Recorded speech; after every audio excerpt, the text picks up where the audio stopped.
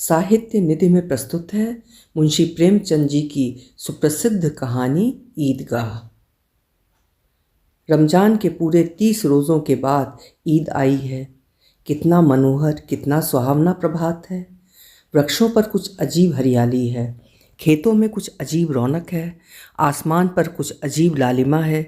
आज का सूर्य देखो, कितना प्यारा, कितना शीतल है, मानो संसार को ईद की बधाई दे रहा है। गांव में कितनी हलचल है। ईदगाह जाने की तैयारियां हो रही हैं। किसी के कुर्ते में बटन नहीं है, पड़ोस के घर से सुई धागा लाने को दौड़ा जा रहा है। किसी के जूते कड़े हो गए हैं, उनमें तेल डालने के लिए तेली के घर भागा जाता है। जल्दी जल्दी बैलों को सानी पानी दे दें, ईदगाह से लौटते लौटते दोपहर हो जाएगी। 3 कोस का पैदल रास्ता, फिर सैकड़ों आदमियों से मिलना भेंटना। दोपहर से पहले लौटना असंभव है। लड़के सबसे ज़्यादा प्रसन्न हैं। किसी ने 1 रोज़ा रखा है, वो भी दोपहर तक, किसी ने वो भी नहीं। लेकिन ईदगाह जाने की खुशी उनके हिस्से की चीज़ है। रोज़े तो बड़े बूढ़ों के लिए होंगे, इनके लिए तो ईद है। रोज़ ईद का नाम रटते थे, आज वो आ गई। अब जल्दी पड़ी है कि लोग ईदगाह क्यों नहीं चलते। इन्हें घर संसार की चिंताओं से क्या मतलब। सेवइयों के लिए दूध और शक्कर घर में है या नहीं, इससे उनका क्या मतलब। ये तो सेवइयाँ खाएंगे। वो क्या जाने कि अब्बाजान क्यों तेज़ी से चौधरी कायम अली के घर दौड़े जा रहे हैं। उन्हें क्या खबर कि चौधरी आज आंखें बदल लें तो ये सारी ईद मुहर्रम हो जाए। उनकी अपनी जेबों में तो कुबेर का धन भरा हुआ है। बार बार जेब से अपना खजाना निकाल कर गिनते हैं और खुश होकर फिर रख लेते हैं। महमूद गिनता है, 1 2 10 12, उसके पास 12 पैसे हैं। मोहसिन के पास 1 2 3 8 9 15 पैसे हैं। इन्हीं अनगिनती पैसों में अनगिनती चीज़ें लाएंगे, खिलौने, मिठाइयाँ, बिगुल, गेंद और जाने क्या क्या। और सबसे ज़्यादा प्रसन्न है हामिद, वो 4-5 साल का गरीब सूरत दुबला पतला लड़का, जिसका बाप गत वर्ष हैजे की भेंट हो गया और माँ न जाने क्यों पीली होती होती एक दिन मर गई। किसी को पता न चला क्या बीमारी है। कहती भी तो कौन सुनने वाला था। दिल पर जो बीतती थी वो दिल ही में सहती, और जब न सहा गया तो संसार से विदा हो गई। अब हामिद अपनी बूढ़ी दादी अमीना की गोद में सोता है और उतना ही प्रसन्न है। उसके अब्बाजान रुपए कमाने गए हैं, बहुत सी थैलियाँ लेकर आएंगे। अम्मी जान अल्लाह मियाँ के घर से उसके लिए बड़ी अच्छी अच्छी चीज़ें लाने गई हैं। इसीलिए हामिद प्रसन्न है। आशा तो बड़ी चीज़ है, और फिर बच्चों की आशा। उनकी कल्पना तो छोटी सी बात को भी बड़ा बना लेती है। हामिद के पाँव में जूते नहीं हैं, सिर पर एक पुरानी धुरानी टोपी जिसका गोटा काला पड़ गया है। फिर भी वो प्रसन्न है। जब उसके अब्बा जान थैलियाँ और अम्मी जान तरह तरह की वस्तुएं लेकर आएंगी तो वो दिल के अरमान निकाल लेगा।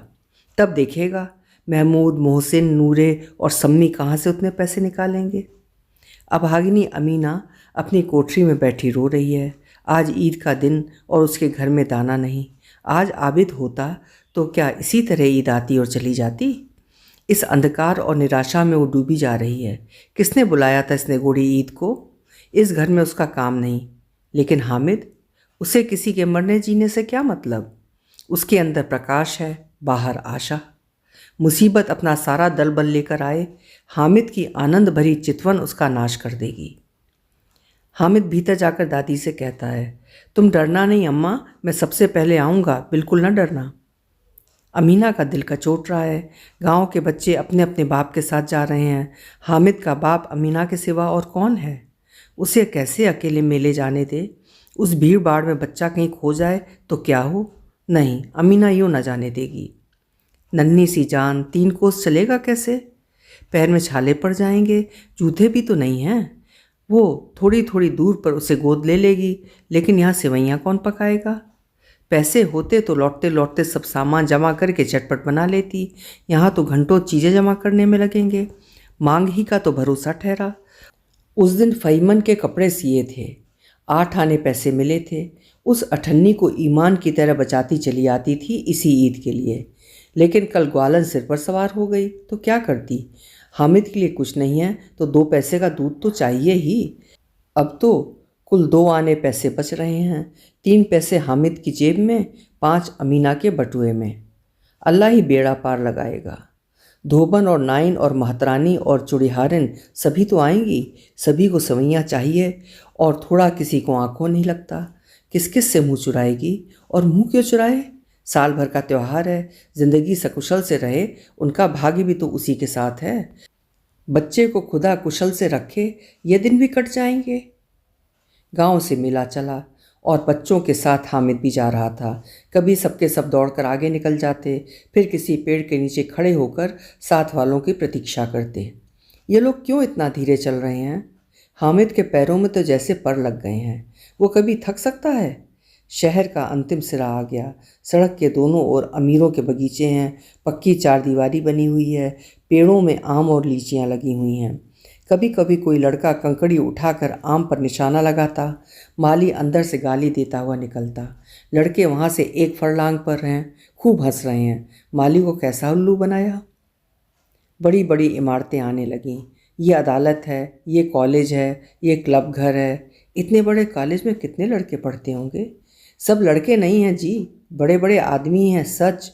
उनकी बड़ी बड़ी मूछें हैं, इतने बड़े हो गए हैं, अभी तक पढ़ते जाते हैं। न जाने कब तक पढ़ेंगे और क्या करेंगे इतना पढ़कर। हामिद के स्कूल में 2-3 बड़े बड़े लड़के हैं, बिल्कुल 3 कौड़ी के, रोज़ मार खाते हैं, काम से जी चुराने वाले।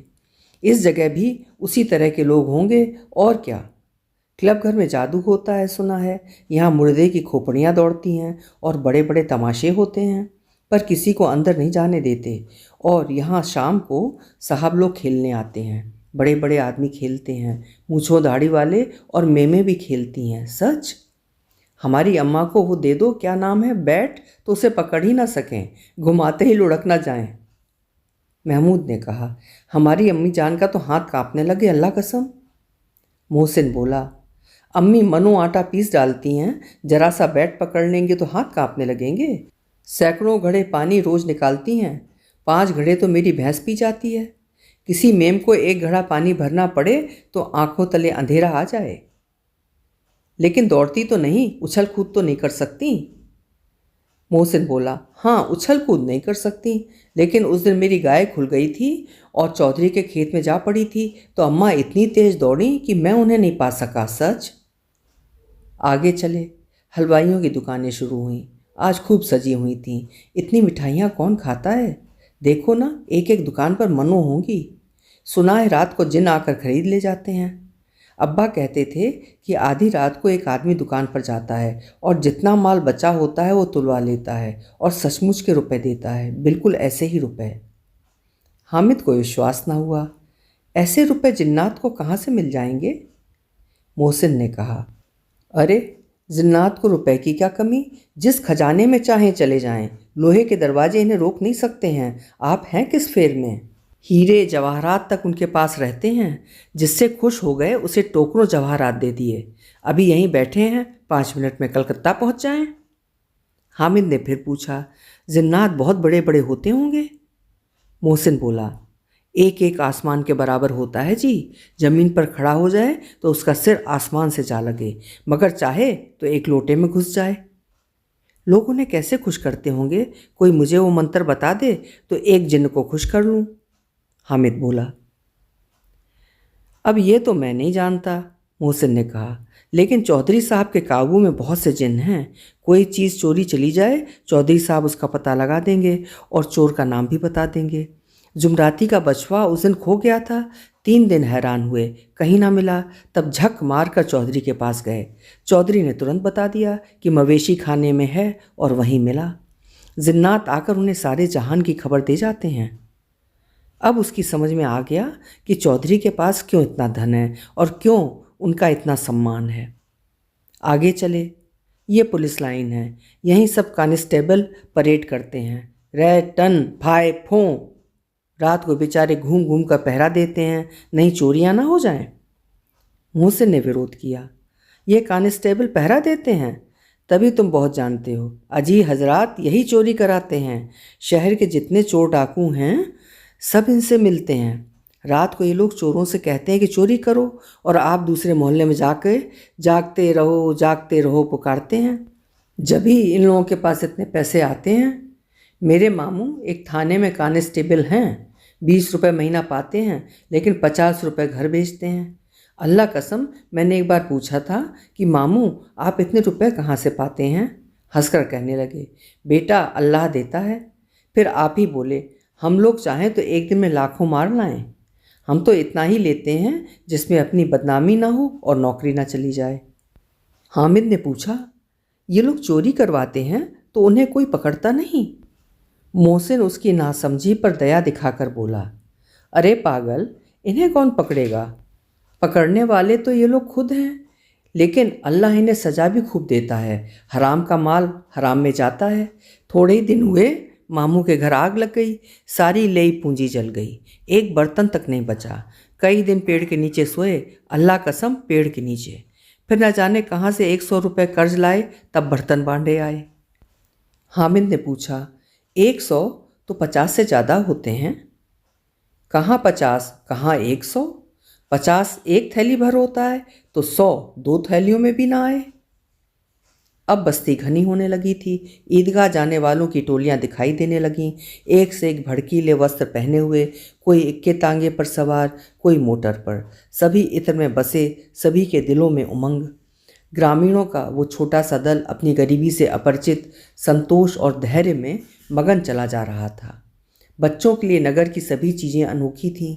जिस चीज़ की ओर ताकते ताकते ही रह जाते, और पीछे से बार बार हॉर्न की आवाज़ें होने पर भी न चेतते। आमिद तो मोटर के नीचे जाते जाते बचा। सहसा ईदगाह नजर आया। ऊपर इमली के घने वृक्षों की छाया है, नीचे पक्का फर्श है जिस पर दरी बिछी हुई है, और रोज़ेदारों की पंक्तियां एक के पीछे एक न जाने कहाँ तक चली गई हैं, पक्की जगत के नीचे तक, जहाँ जाजिम भी नहीं है। नए आने वाले आकर पीछे की कतार में खड़े हो जाते हैं। आगे जगह नहीं है। यहाँ कोई धन और पद नहीं देखता। इस्लाम की निगाह में सब बराबर हैं। इन ग्रामीणों ने भी वज़ू किया और पिछली पंक्ति में खड़े हो गए। कितना सुंदर संचालन है, कितनी सुंदर व्यवस्था। लाखों सिर एक साथ सजदे में झुक जाते हैं, फिर सबके सब एक साथ खड़े हो जाते हैं, एक साथ झुकते हैं और एक साथ घुटनों के बल बैठ जाते हैं। कई बार यही क्रिया होती है, जैसे बिजली की लाखों बत्तियां एक साथ जल रही हों और एक साथ बुझ जाएं, और यही क्रम चलता रहे। कितना अपूर्व दृश्य था, जिसकी एक साथ की गई क्रियाएं, विस्तार और अनंतता हृदय को श्रद्धा, गर्व और आनंद से भर देती थीं। मानो भाईचारे का एक सूत्र इन समस्त आत्माओं को एक लड़ी में पिरोए हुए है। नमाज खत्म हो गई है, लोग आपस में गले मिल रहे हैं। तब मिठाई और खिलौनों की दुकान पर धावा होता है। ग्रामीणों का वो दल इस विषय में बालकों से कम उत्साही नहीं है। ये देखो हिंडोला है, 1 पैसा देकर चढ़ जाओ। कभी आसमान पर जाते हुए मालूम होगे, कभी ज़मीन पर गिरते हुए। ये चरखी है, लकड़ी के हाथी, घोड़े, ऊँट छड़ों से लटके हुए हैं। 1 पैसा देकर बैठ जाओ और 25 चक्करों का मजा लो। महमूद और मोहसिन, नूरे और सम्मी इन घोड़ों और ऊँटों पर बैठते हैं। हामिद दूर खड़ा है, 3 ही पैसे तो उसके पास हैं। अपने कोष का 1/3 जरा सा चक्कर खाने के लिए वो नहीं दे सकता। सब चरखियों से उतरे, अब खिलौने लेंगे। इधर दुकानों की कतार लगी हुई है, तरह तरह के खिलौने हैं। सिपाही और गुजरिया, राजा और वकील, भिश्ती, धोबिन और साधु। वाह कितने सुंदर खिलौने हैं, अब बोलना ही चाहते हैं। अहमद सिपाही लेता है, खाकी वर्दी और लाल पगड़ी वाला, कंधे पर बंदूक रखे हुए। मालूम होता है अभी परेड किए चला आ रहा है। मोहसिन को भिश्ती पसंद आया, कमर झुकी हुई है, ऊपर मशक रखे हुए है, मशक का मुंह एक हाथ से पकड़े हुए है। कितना प्रसन्न है, शायद कोई गीत गा रहा है, बस मशक से पानी उड़ेलना ही चाहता है। नूरे को वकील से प्रेम है, कैसी योग्यता है उसके मुख पर। काला चोगा, नीले सफ़ेद अचकन, अचकन के सामने की जेब में घड़ी, सुनहरी जंजीर, एक हाथ में कानून का पोथा लिए हुए है। मालूम होता है अभी किसी अदालत में वाद विवाद या बहस किए करके चले आ रहे हैं। ये सब 2-2 पैसे के खिलौने हैं। हामिद के पास कुल 3 पैसे हैं। इतने महंगे खिलौने वो कैसे ले? खिलौना कहीं हाथ से छूट पड़े तो चूर चूर हो जाए, जरा पानी पड़े तो सारा रंग धुल जाए। ऐसे खिलौने लेकर वो क्या करेगा, किस काम के? मोहसिन कहता है मेरा भिश्ती रोज़ पानी दे जाएगा सांझ सवेरे। महमूद बोला, और मेरा सिपाही घर का पहरा देगा, कोई चोर आएगा तो फ़ौरन बंदूक से फैर कर देगा। और मेरा वकील खूब मुकदमा लड़ेगा, नूरे ने कहा। सम्मी भी पीछे नहीं रहा, बोला, और मेरी धोबन रोज़ कपड़े धोएगी। हामिद खिलौनों की निंदा करता है, मिट्टी ही के तो हैं, गिरे तो चकनाचूर हो जाएं। लेकिन ललचाई हुई आंखों से खिलौनों को देख रहा है और चाहता है कि जरा देर के लिए उन्हें हाथ में ले सकता। उसके हाथ अचानक ही लपकते हैं, लेकिन लड़के इतने त्यागी नहीं होते, विशेषकर जब अभी नया शौक हो। हामिद ललचाता रह जाता है। खिलौनों के बाद मिठाइयाँ आती हैं। किसी ने रेवड़ियाँ लीं, किसी ने गुलाब जामुन, किसी ने सोहन हलवा। मज़े से खा रहे हैं। हामिद बिरादरी से अलग है। अभागे के पास 3 पैसे हैं, क्यों नहीं कुछ लेकर खाता। ललचाई आंखों से सबकी ओर देखता है। मोहसिन कहता है, हामिद रेवड़ी ले जा, कितनी खुशबूदार है। हामिद को संदेह हुआ, ये केवल क्रूर विनोद है, मोहसिन इतना उदार नहीं है। लेकिन ये जानकर भी वो उसके पास जाता है। मोहसिन दोने से एक रेवड़ी निकालकर हामिद की ओर बढ़ाता है। हामिद हाथ फैलाता है। मोहसिन रेवड़ी अपने मुंह में रख लेता है। महमूद, नूरे, सम्मी खूब तालियां बजा बजा कर हंसते हैं। हामिद खिसिया जाता है। मोहसिन बोला, अच्छा अब की ज़रूर देंगे हामिद, अल्लाह कसम ले जा। हामिद बोला, रखे रहो, क्या मेरे पास पैसे नहीं हैं? 3 ही पैसे तो हैं, 3 पैसे में क्या क्या लोगे? सम्मी बोला। अहमद बोला, हमसे गुलाब जामुन ले जाओ हामिद, मोहसिन बदमाश है। मिठाई कौन बड़ी चीज़ है, किताब में इसकी कितनी बुराइयां लिखी हैं। लेकिन दिल में कह रहे होगे कि मिले तो खा लें, अपने पैसे क्यों नहीं निकालते? मोहसिन बोला, हम समझते हैं इसकी चालाकी, जब हमारे पैसे खर्च हो जाएंगे ना, तब हमें ललचा ललचा कर खाएगा। मिठाइयों के बाद कुछ दुकानें लोहे की चीज़ों की हैं, कुछ गिलट और कुछ नकली गहनों की। लड़कों के लिए यहाँ कोई आकर्षण न था, वो सब आगे बढ़ जाते हैं। हामिद लोहे की दुकान पर रुक जाता है। कई चिमटे रखे हुए थे। उसे ख्याल आया, दादी के पास चिमटा नहीं है, तवे से रोटियां उतारती हैं तो हाथ जल जाता है। अगर वो चिमटा ले जाकर दादी को दे दे तो वो कितनी प्रसन्न होगी। फिर उनकी उंगलियां कभी ना जलेंगी। घर में एक काम की चीज़ हो जाएगी। खिलौने से क्या लाभ, व्यर्थ में पैसे खराब होते हैं। जरा देर ही तो खुशी होती है, फिर तो खिलौनों को कोई आंख उठाकर देखता नहीं। ये तो घर पहुँचते पहुँचते टूट फूट कर बराबर हो जाएंगे। चिमटा कितने काम की चीज़ है। रोटियां तवे से उतार लो, चूल्हे में सेक लो, कोई आग मांगने आए तो चटपट चूल्हे से आग निकाल कर उसे दे दो। अम्मा बेचारी को कहाँ फुर्सत है कि बाजार आए, और इतने पैसे ही कहाँ मिलते हैं। रोज़ हाथ जला लेती है। हामिद के साथ ही आगे बढ़ गए हैं। प्याऊ पर सबके सब शरबत पी रहे हैं। देखो सब कितने लालची हैं, इतनी मिठाइयाँ लीं, मुझे किसी ने एक भी न दी। उस पर कहते हैं कि मेरे साथ चलो, मेरा ये काम करो। अब अगर किसी ने कोई काम करने को कहा तो पूछूंगा।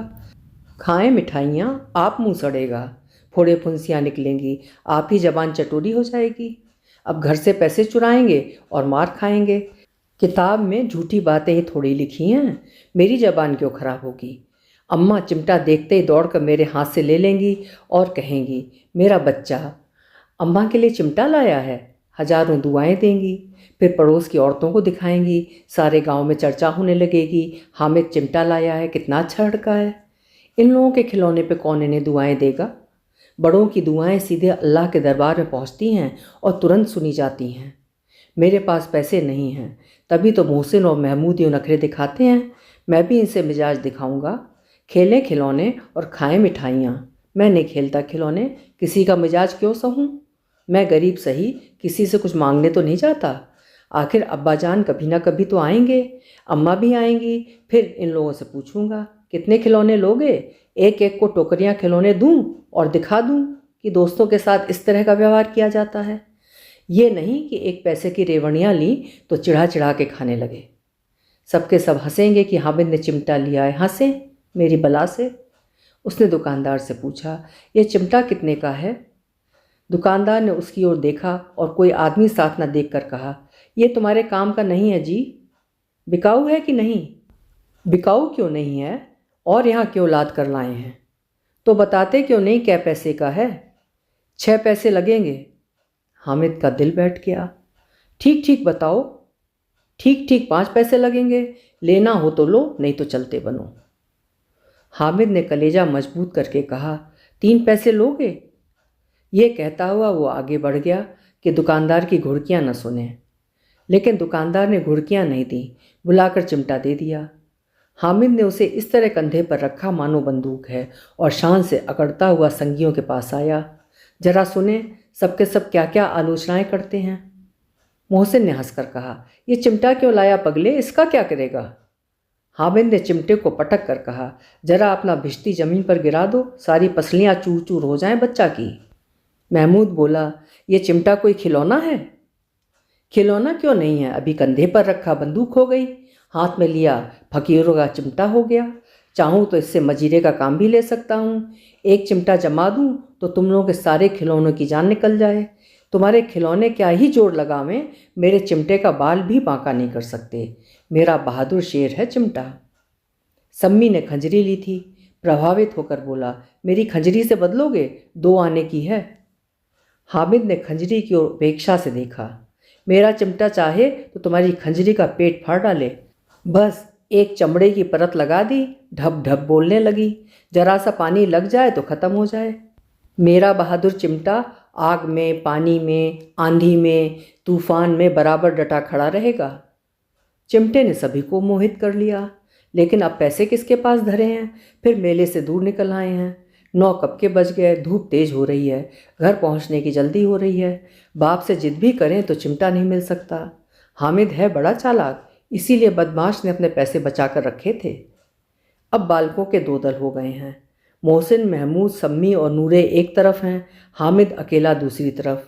वाद विवाद हो रहा है। सम्मी तो धर्म विरोधी हो गया, दूसरे पक्ष से जा मिला, लेकिन मोहसिन, महमूद और नूरे भी हामिद से 1-1, 2-2 साल बड़े होने पर भी हामिद के प्रहारों से भयभीत हो उठे हैं। उसके पास न्याय का बल है और नीति की शक्ति। एक और मिट्टी है, दूसरी ओर लोहा, जो इस समय अपने को फौलाद कह रहा है। वो अजेय है, घातक है। अगर कोई शेर आ जाए तो भिश्ती मियाँ के छक्के छूट जाएं, मियाँ सिपाही मिट्टी की बंदूक छोड़कर भागें, वकील साहब की नानी मर जाए, चोगे में मुंह छिपाकर ज़मीन पर लेट जाएं, मगर ये चिमटा, ये बहादुर रुस्तमे हिंद लपक कर शेर की गर्दन पर सवार हो जाएगा और उसकी आंखें निकाल लेगा। मोहसिन ने एड़ी चोटी का जोर लगाकर कहा, अच्छा पानी तो नहीं भर सकता? हामिद ने चिमटे को सीधा खड़ा करके कहा, भिश्ती को एक डांट लगाएगा तो दौड़ा हुआ पानी लाकर उसके द्वार पर छिड़कने लगेगा। मोहसिन हार गया, पर महमूद ने सहायता पहुंचाई। अगर बच्चा पकड़े जाएं तो अदालत में बंधे बंधे फिरेंगे, तब तो वकील साहब के पैरों पड़ेंगे। हामिद इस शक्तिशाली तर्क का जवाब न दे सका। उसने पूछा, हमें पकड़ने कौन आएगा? नूरे ने अकड़ कर कहा, ये सिपाही बंदूक वाला। हामिद ने मुंह चढ़ाकर कहा, ये बेचारे हम बहादुर रुस्तमे हिंद को पकड़ेंगे? अच्छा लाओ, अभी जरा कुश्ती हो जाए, इनकी सूरत देखकर दूर से भागेंगे, पकड़ेंगे क्या बेचारे? मोहसिन को एक नई चोट सूझ गई। तुम्हारे चिमटे का मुंह रोज आग में जलेगा। उसने समझा था हामिद उत्तर न दे सकेगा, लेकिन ये बात न हुई। हामिद ने तुरंत जवाब दिया, आग में बहादुरी कूदते हैं जनाब। तुम्हारे ये वकील, सिपाही और भिश्ती महिलाओं की तरह घर में घुस जाएंगे। आग में कूदना वो काम है जो रुस्तमे हिंद ही कर सकता है। महमूद ने एक जोर और लगाया, वकील साहब कुर्सी मेज पर बैठेंगे, तुम्हारा चिमटा तो रसोई घर में पड़ा रहेगा। इस तर्क ने सम्मी और नूरे को भी सजीव कर दिया। कितनी समझदारी की बात की है इसने। चिमटा रसोई घर में पड़े रहने के सिवा और क्या कर सकता है? हामिद को कोई फड़कता हुआ जवाब न सूझा तो उसने बेईमानी शुरू की, मेरा चिमटा बावर्ची खाने में नहीं रहेगा। वकील साहब कुर्सी पर बैठेंगे तो जाकर उन्हें ज़मीन पर पटक देगा और उनका कानून उनके पेट में डाल देगा। बात कुछ बनी नहीं, खासी गाली गलौज थी, लेकिन कानून को पेट में डालने वाली बात छा गई। ऐसी छा गई कि तीनों सूरमा मुंह ताकते रह गए। हामिद ने मैदान मार लिया। उसका चिमटा रुस्तमे हिंद है। अब इसमें मोहसिन, महमूद, नूरे, सम्मी किसी को विरोध नहीं हो सकता। विजेता को हारने वालों से जो सत्कार मिलना स्वाभाविक है, वह हामिद को भी मिला। औरों ने 3-3, 4-4 आने पैसे खर्च किए पर कोई काम की चीज़ न ले सके। हामिद ने 3 पैसे में रंग जमा लिया। सच ही तो है, खिलौनों का क्या भरोसा, टूट फूट जाएंगे। हामिद का चिमटा बना रहेगा बरसों। समझौते के नियम तय होने लगे।